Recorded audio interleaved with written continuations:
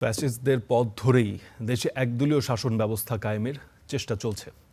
নারায়ণগঞ্জে কর্মী সম্মেলনে প্রধান অতিথির বক্তব্যে এই অভিযোগ এনেছেন জামায়াত আমির ও বিরোধী দলীয় নেতা শফিকুর রহমান। এ সময় তিনি আরও যোগ করেছেন, সংসদে বিরোধী দলকে তুচ্ছ তাচ্ছিল্য করে দেয়া বক্তব্য গণতন্ত্রের জন্য ভালো বার্তা নয়। দেশের রাজনৈতিক ও অর্থনৈতিক পরিস্থিতি নিয়েও করেছেন সরকারের কড়া সমালোচনা। নারায়ণগঞ্জের কেন্দ্রীয় ঈদগাহ ময়দান জামাত ইসলামী মহানগরীর উদ্যোগে অনুষ্ঠিত হল কর্মী সম্মেলন ঘিরে শুক্রবার সকাল থেকে ময়দানে জড়ো হতে থাকেন দলটির নেতাকর্মী ও সমর্থকরা। সম্মেলন ঘিরে তৈরি হয় উৎসবমুখর পরিবেশও। এখানে উপস্থিত আছেন আমাদের শহীদ পরিবারের সম্মানিত ভাইরা।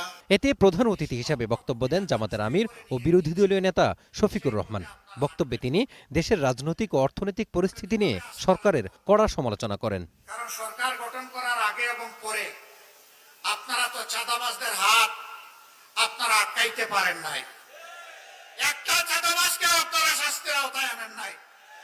ঘুষ দুর্নীতি বন্ধ করেন নাই, বরঞ্চ তার মিটার আগের থেকে বেড়ে গেছে। যদি এই অবস্থা জারি থাকে তাহলে জনগণের জায়গায় তার ভাগ্য নিয়ে কুমড়ি খাবে। আর কিছু দলকানা কিছু মানুষ এবং কিছু গোষ্ঠীর হয়তো ভাগ্যের পরিবর্তন হবে। বাংলাদেশ আর এটা দেখতে চায় না। জামাত আমির অভিযোগ করেন, দেশে একদলীয় শাসন ব্যবস্থা কায়েমের চেষ্টা চলছে। একই সঙ্গে জাতীয় সংসদে বিরোধী দলকে তুচ্ছ তাচ্ছিল্য করে দেওয়া বক্তব্য গণতন্ত্রের জন্য ইতিবাচক বার্তা বহন করে না বলেও মন্তব্য করেন তিনি। একটা দলীয় শাসন, একদলীয় শাসন বাংলাদেশে কায়েম করার চেষ্টা করা হচ্ছে। ইতিহাস ভুলে গেলে হবে না। শেখ মুজিবুর রহমান সাহেব একদলীয় বাকশাল কায়েম করেছিলেন না, অর্ধ বছরও ক্ষমতায় থাকতে পারেননি এরপরে। সুতরাং একদলীয় শাসনে দেশের মানুষ মেনে নেবে না।